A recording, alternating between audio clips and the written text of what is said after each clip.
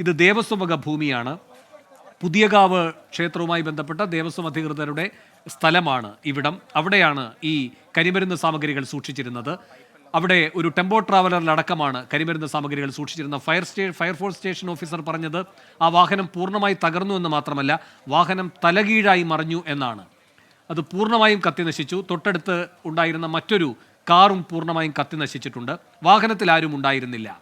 ജീവനക്കാർക്കാണ് പരിക്കേറ്റത്. അതിൽ ഒരാളുടെ പരിക്ക് ഗുരുതരമാണ്. പിന്നെ അയൽപക്കത്തെ ഒരു സ്ത്രീക്കും പരിക്കേറ്റുണ്ട്. അങ്ങനെ 6 പേരാണ് ഇപ്പോൾ ചികിത്സ തേടിയിരിക്കുന്നത്. അതിൽ ഈ ഷെഡുമായി ബന്ധപ്പെട്ട് പ്രവൃത്തി ചെയ്യാനെത്തിയ 5 പേർ, അവർക്കാണ് എന്ത് സംഭവിച്ചു എന്നത് പറയാൻ കഴിയുക. പോലീസ് ഇക്കാര്യത്തിൽ ഇപ്പോൾ പ്രതികരിച്ചിട്ടില്ല. ഫയർഫോഴ്സ് ഉദ്യോഗസ്ഥർക്കും ആ കാര്യത്തിൽ അവ്യക്തതയുണ്ട്. 25ഓളം വീടുകൾക്ക് കാര്യമായ കേടുപാടുകൾ പറ്റിയിട്ടുണ്ട്. ഇതിൻ്റെ ആഘാതം 300 മീറ്റർ അപ്പുറത്തുള്ള വീടുകളിലേക്ക് വരെ വന്നിട്ടുണ്ട്. ചില വീട്ടമ്മമാർ പ്രതികരിച്ചത് നേരത്തെ കണ്ടതാണ്. അവരുടെ വീടിൻ്റെ ജനൽ ചില്ലുകൾ അടക്കം തകർന്നു എന്ന്. എന്തായാലും സ്ഫോടനത്തിൻ്റെ കാരണം അറിയേണ്ടതുണ്ട്. അത് 5 ജീവനക്കാർ തന്നെയാണ് പ്രധാനപ്പെട്ട വിവരം നൽകേണ്ടത്. ദേവസ്വം അധികൃതർക്കും ഉത്തരവാദിത്തത്തിൽ നിന്ന് ഒഴിഞ്ഞു മാറാൻ കഴിയില്ല. ദേവസ്വം വക ഭൂമിയിലാണ് ഇതെല്ലാം സൂക്ഷിച്ചത്. കടുത്ത വേനൽക്കാലമാണ്. ഈ ഘട്ടത്തിൽ മതിയായ സുരക്ഷയോടെയാണോ ഇതെല്ലാം സൂക്ഷിച്ചത് എന്നതിലടക്കം ദേവസ്വം അധികൃതർക്കും മറുപടി പറയേണ്ടി വരും. അശ്വിൻ പാലാഴി തുടരുന്നുണ്ട്. അശ്വിൻ, പുതിയ വിവരങ്ങൾ, പ്രതികരണങ്ങൾ എന്തൊക്കെ? വേണു, ഇത് നമ്മളിപ്പോൾ ദൃശ്യങ്ങളിൽ കാണുന്നത് ഇവിടെ ഉണ്ടായിരുന്ന ഒരു ഷെഡാണ്. ഈ ഷെഡിൽ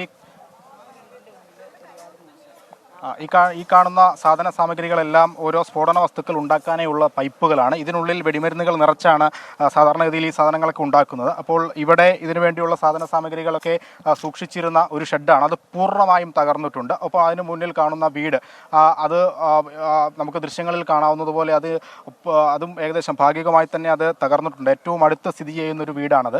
അത് വലിയ തോതിൽ തകർന്നിട്ടുണ്ട്. അതിന് മുന്നോടിയായുള്ള ഒരു ഷെഡാണ് ഈ ദൃശ്യങ്ങളിൽ കാണുന്നത്. നാമാവശേഷമായി എന്ന് തന്നെ പറയാം. ഇതിൻ്റെ ഉള്ളിലൊക്കെ ആളുകൾ ഉണ്ടായിരുന്നു എന്നുള്ള കാര്യത്തിലാണ് ഇനിയൊരു വ്യക്തത വരേണ്ടത്.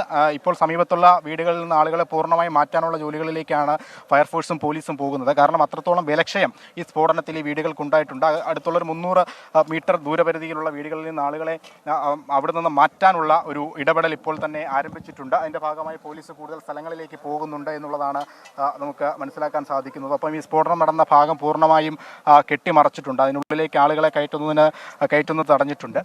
എന്തായാലും അത്തരത്തിലുള്ള കാര്യങ്ങളുണ്ട്. ഇനിയിപ്പോൾ വിദഗ്ധ സംഘത്തിൻ്റെ പരിശോധന അടക്കം ഇവിടെ നടക്കേണ്ടതുണ്ട്. ഫോറൻസിക് വിദഗ്ധരെത്തി നടത്തുന്ന പരിശോധനയിലാണ് എന്താണ് അപകട കാരണമെന്നടക്കമുള്ള കാര്യങ്ങളിൽ ഒരു വ്യക്തത ഉണ്ടാവുകയുള്ളൂ. എന്തായാലും ആദ്യഘട്ടത്തിലുണ്ടായിരുന്ന ആശയക്കുഴപ്പങ്ങളിൽ ഏറെക്കുറെയൊക്കെ ഇപ്പോൾ മാറിയിട്ടുണ്ട്. അതിൻ്റെ ഭാഗമായാണ് വാഹനത്തിനുള്ളിലുള്ള സാധനങ്ങൾക്കാണ് ആദ്യഘട്ടത്തിൽ തീപിടിച്ചത് എന്ന് മനസ്സിലാക്കുന്നത്. അതിനുശേഷമാണ് ഈ സ്ഫോടനം വലിയ തോതിലേക്ക് വളർന്നത് എന്നുകൂടി ഈ ഔദ്യോഗികമായി തന്നെ അവർ പറയുന്നുണ്ട്. അപ്പം ഈ ആദ്യഘട്ടത്തിലൂടെ രക്ഷാപ്രവർത്തനവുമായി എത്തിയ ഫയർഫോഴ്സ് അടക്കം ആ കാര്യത്തിൽ വ്യക്തത നൽകുന്നു എന്നുള്ളത് കൂടി പ്രധാനപ്പെട്ട ഒരു കാര്യമാണ് ഈ അപകടത്തെ സംബന്ധിച്ചുകൊണ്ട്.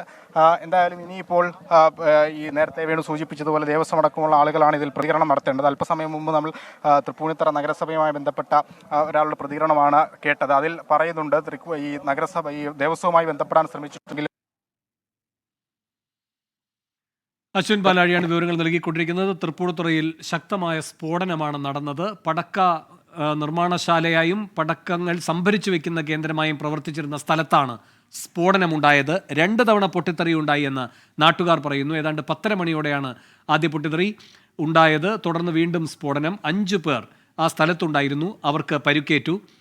ഫയർഫോഴ്സ് സംഘം എത്തിയാണ് അവരെ രക്ഷിച്ചതും ആശുപത്രിയിലേക്ക് കൊണ്ടുപോയതും. അതിൽ ഒരാളുടെ നില ഗുരുതരമാണെന്ന് ഫയർഫോഴ്സ് സ്റ്റേഷൻ ഓഫീസർ അല്പം മുമ്പ് 24-നോട് പറഞ്ഞു.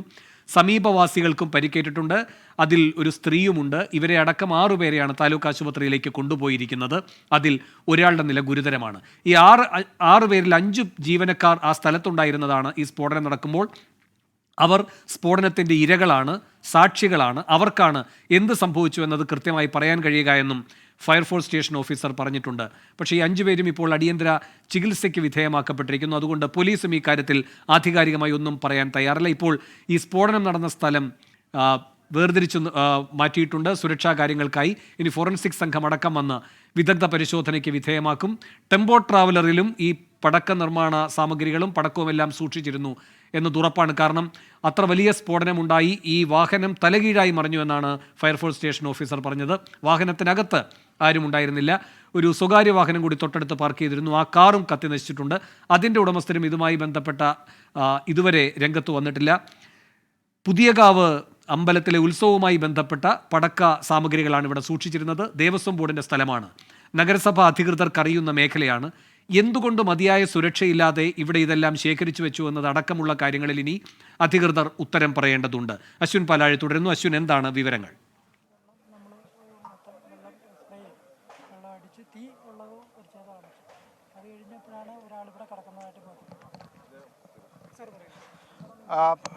വേണു, എന്തായാലും കൂടുതൽ വിവരങ്ങൾ അന്വേഷിച്ച് വരുന്നേ ഉള്ളൂ. ഇപ്പോൾ ജില്ലാ ഫയർ ഓഫീസർ കെ ഹരികുമാർ നമുക്കൊപ്പം ചേരുകയാണ്. സാർ, എന്തെങ്കിലും കൂടുതൽ വിവരങ്ങൾ ലഭിച്ചിട്ടുണ്ടോ? ഇല്ല, നമുക്കിപ്പം ഇവിടെ നമ്മുടെ തൃപ്പൂണിത്തുറ നിലയത്തിൽ നിന്നാണ് ആദ്യം ഈ ശബ്ദം കേട്ട് വന്നത്. ആരും കോൾ ചെയ്ത് വന്നതല്ല. വന്നപ്പോഴത്തേക്കും ഇവിടെ 5 പേര് പെട്ടിട്ടുണ്ടായിരുന്നു. നമ്മുടെ ആദ്യം വന്ന കുറു തന്നെ ഏറ്റവും ഗുരുതരമായി പരിക്കേറ്റ ആളെ തന്നെ ആദ്യം രക്ഷപ്പെടുത്തി. പിന്നെ ഇതിൻ്റെ അടിയിലാണ് ഇത് ഈ വാഹനങ്ങളുണ്ടായിരുന്നു. വാഹനത്തിൽ നിന്നാണല്ലോ ഇത് സ്ഫോടനം ഉണ്ടായത്. പിന്നെ ഈ കെട്ടിടാവശിഷ്ടങ്ങളിൽ നിന്നൊക്കെയാണ് ഈ 5 പേരെ നമ്മൾ രക്ഷപ്പെടുത്തിയിട്ടുള്ളത്. പിന്നെ ഈ വീടെല്ലാം നല്ല രീതിയിൽ തകർന്നിട്ടുണ്ട്. അപ്പോൾ അതിനകത്ത് ഏതെങ്കിലും തരത്തിൽ അപകടത്തിൽ ആൾ പെട്ടിട്ടുണ്ടോ എന്ന് നമ്മൾ സെർച്ച് ചെയ്ത്, അപ്പം ആർക്കും അങ്ങനൊരു ആളപായം ഇല്ല എന്നാണ് ബോധ്യപ്പെട്ടിട്ടുള്ളത്. വേറെ ഇഷ്യൂസ് ഒന്നുമില്ല. നിലവിൽ നമ്മൾ ഈ കുളമുണ്ട്, എൻ്റെ അടുത്തൊരു പമ്പ് ഹൗസ് ഉണ്ട്. ആ പമ്പ് ഹൗസ് നമ്മൾ സെർച്ച് ചെയ്യുന്നുണ്ട്. ആരും രക്ഷപ്പെടാൻ വേണ്ടി അത് ചാടിയിട്ടുണ്ടോ എന്ന് ഇപ്പോൾ സെർച്ച് ചെയ്തുകൊണ്ടിരിക്കുകയാണ്. വേറെ ഇഷ്യൂസ് ഒന്നുമില്ല. ഇനിയിപ്പം പരിക്ക് പറ്റിയ 5 പേരുടെയും നിങ്ങൾ ഇവിടേക്ക് വരുമ്പോൾ അവരുടെ സ്ഥിതി എങ്ങനെയായിരുന്നു? ഇതെല്ലാം ഞാൻ നേരത്തെ പറഞ്ഞ കെട്ടിടാവശിഷ്ടത്തിന് അടിയിലായിരുന്നു. ഒരാൾക്ക് ഗുരുതരമായ പരിക്കാണ്, ഒരാൾക്ക് ആദ്യം എടുത്ത ആൾക്ക്. അതിൽ 2 പേർക്ക് നില സംശയമാണ്, അവർക്ക് ബുദ്ധിമുട്ടുണ്ടാവും. ബാക്കിയുള്ളവർക്ക് വലിയ പരിക്കുകളല്ല. ബാക്കി 3 പേർക്ക് വലിയ പരിക്കല്ല. ബാക്കി 2 പേർക്ക് നല്ല ഗുരുതരമായ പരിക്കാണുള്ളത്. ഇപ്പോൾ നമ്മൾ തൃപ്പൂണിത്തുറയിൽ നിന്ന് 2 യൂണിറ്റും അതുപോലെ തൃക്കാക്കരയിൽ നിന്ന് 1 യൂണിറ്റും ഗാന്ധിനഗറിൽ നിന്ന് 1 യൂണിറ്റും 4 യൂണിറ്റാണുള്ളത്.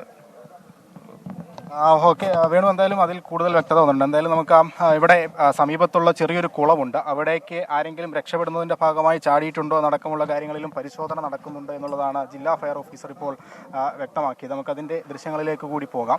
കാരണം ഈ സമീപത്തുള്ള ഈ കെട്ടിടത്തിന് തൊട്ട് ചേർന്നുള്ള ഈ സ്ഫോടന വസ്തുക്കൾ സൂക്ഷിച്ചിരുന്ന കെട്ടിടത്തിന് തൊട്ട് സമീപമുള്ള, അതിന് തൊട്ട് പിന്നിൽ സ്ഥിതി ചെയ്യുന്ന ഒരു ചെറിയ കുളമാണ്. അവിടെ നമുക്ക് ഈ ദൃശ്യങ്ങളിൽ കാണുന്നത് പോലെ അവിടെ അവർ പരിശോധന നടത്തുന്നുണ്ട്. ഏതെങ്കിലും ആളുകൾ ഉണ്ടോ എന്നുള്ള കാര്യത്തിൽ പരിശോധനയുണ്ട്. ഇപ്പോൾ ആ ഉദ്യോഗസ്ഥൻ പറഞ്ഞത് വാഹനത്തിൽ നിന്ന് തന്നെയാണ് സ്ഫോടനം ഉണ്ടായത് എന്നല്ലേ? സാധ്യതകൾ തേടി അവർ സ്വാഭാവികമായും വെള്ളത്തിലേക്കാകും ചാടുക. ആ ഒരു സാധ്യത മുന്നിൽ കണ്ടുകൊണ്ടാണ് സ്കൂബ ടീം എത്തി അവിടെ പരിശോധന. അതെ, ആദ്യഘട്ടത്തിൽ തന്നെ അവർ വ്യക്തമാക്കിയിരുന്നു. വാഹനത്തിനുള്ളിൽ നിന്നാണ് സ്ഫോടനം ഉണ്ടായത് എന്ന് ജില്ലാ ഫയർ ഓഫീസർ കൂടി ഇപ്പോൾ വ്യക്തമാക്കിയിട്ടുണ്ട്. ആ വാഹനത്തിനുള്ളിലായിരുന്നു ഈ ഉഗ്രസ്ഫോടന ശേഷിയുള്ള വസ്തുക്കൾ സൂക്ഷിച്ചിരുന്നത്. അതിനുള്ളിലാണ് ആദ്യഘട്ടത്തിൽ സ്ഫോടനം നടന്നത്. അത് പിന്നീട് സാമഗ്രികൾ സൂക്ഷിച്ചിരുന്ന സ്ഥലത്തേക്ക് പടരുകയായിരുന്നു. പക്ഷേ ഈ വാഹനത്തിനുള്ളിൽ എങ്ങനെ സ്ഫോടനം ഉണ്ടായി എന്നുള്ള കാര്യത്തിലാണ് ഇനി വ്യക്തത വരേണ്ടത്. അത് അറിയണമെങ്കിൽ ആശുപത്രിയിൽ കഴിയുന്ന ആളുകളിൽ നിന്ന് മാത്രമേ അത് അറിയാൻ സാധിക്കുകയുള്ളൂ. 5 പേരാണ് ഇവിടെ ഉണ്ടായിരുന്നത്. 5 പേരും സാമാന്യ നല്ല രീതിയിൽ പരിക്കേറ്റു. ശരി, ഇപ്പോൾ കാണുന്ന ദൃശ്യങ്ങൾ പ്രധാനമാണ്. കാരണം ഈ ജില്ലാ ഫയർ ഓഫീസർ പറഞ്ഞതുപോലെ ഈ സ്ഫോടനം നടന്ന സ്ഥലത്തിനടുത്തൊരു പമ്പ് ഹൗസ് ഉണ്ട്, അതിൻ്റെ ഒരു കുളമുണ്ട്. അവിടേക്ക് ആരെങ്കിലും തെറിച്ചു വീണിട്ടുണ്ടോ, അതല്ല ആരെങ്കിലും ഈ പറയുന്ന വലിയ അഗ്നിബാധയാണല്ലോ അതിൻ്റെ ഭാഗമായി രക്ഷപ്പെടാൻ അതിലേക്ക് ചാടിയിട്ടുണ്ടോ എന്നതടക്കമുള്ള സെർച്ചിലേക്ക് കടന്നിരിക്കുകയാണ് ഫയർഫോഴ്സ് സംഘം. അതാണ് ജില്ലാ ഫയർ ഓഫീസർ പറഞ്ഞത്. 25ഓളം വീടുകൾക്ക് കേടുപാടുകൾ പറ്റിയിട്ടുണ്ട്, കാര്യമായ കേടുപാടുകളാണ്. പക്ഷേ അവിടെയൊന്നും ആളപായമില്ല എന്ന് ജില്ലാ ഫയർ ഓഫീസർ അല്പം മുമ്പ് സ്ഥിരീകരിച്ചിട്ടുണ്ട്.